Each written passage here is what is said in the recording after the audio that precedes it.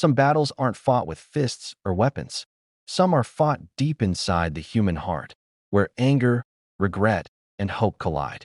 This is a story about a man who was condemned by the world, judged by his past, and left with nothing but his choices. When everything is taken away, one small act of kindness can become the spark that changes a life forever. Before we begin, if you enjoy emotional, inspiring action stories like this, don't forget to subscribe, like, and comment on the channel Storysphere. Your support helps us bring more powerful stories to life, and we'd love to hear your thoughts at the end. Jack Mercer was a man shaped by violence. Once a soldier, then a fighter, and finally a prisoner, he had learned early that survival meant staying hard.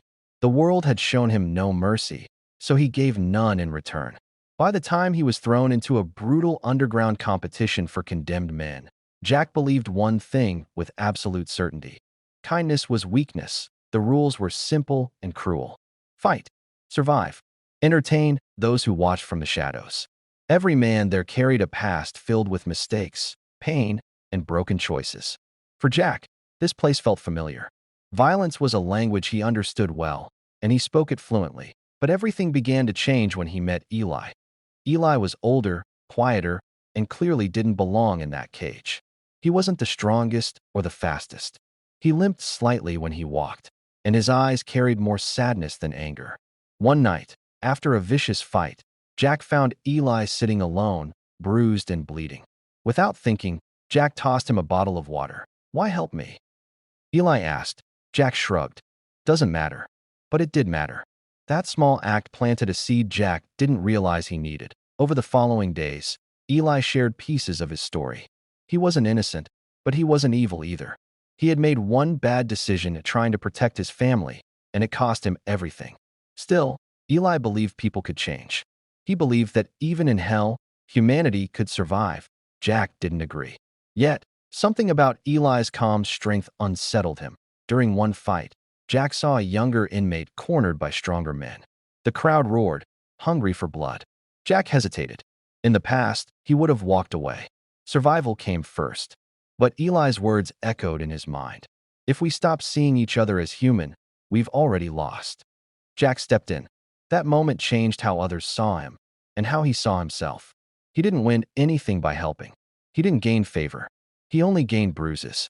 But that night, for the first time in years, Jack slept without the familiar weight of self-hatred crushing his chest. As the competition grew deadlier, Jack began protecting others when he could. Not with speeches or promises, but with actions. A shared meal. A warning whispered before an ambush. Standing between cruelty and someone who couldn't fight back. The organizers didn't like this shift. The games were meant to break men, not unite them. They responded with harsher rules and deadlier matchups. Eli was injured badly in one of these setups, and Jack realized the truth too late. Kindness comes with a cost. Eli died before sunrise. Jack held his hand as life slipped away, overwhelmed by a grief he hadn't felt since leaving the battlefield years ago. Eli's final words were simple. "Don't let this place decide who you are."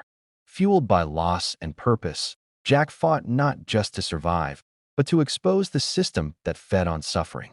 His final battles weren't just physical. They were statements. Every move, every refusal to kill unnecessarily, became an act of defiance. When Jack finally walked out, battered but alive, the world outside hadn't changed. But he had. Jack didn't become a hero overnight. He didn't erase his past, but he chose, every day, to be better than who he was before. He volunteered, mentored troubled youth, and spoke honestly about failure, responsibility, and second chances. He taught them that strength isn't measured by how hard you hit, but by how much humanity you protect. This story reminds us that kindness isn't loud. It doesn't always win applause. Sometimes it's just a bottle of water, a hand offered, or a choice to stand up when it would be easier to turn away. And in a world that often feels harsh and divided, those small choices matter more than we realize. If this story moved you, take a moment today to show kindness, especially when it's difficult. You never know whose life you might change, or how it might change your own.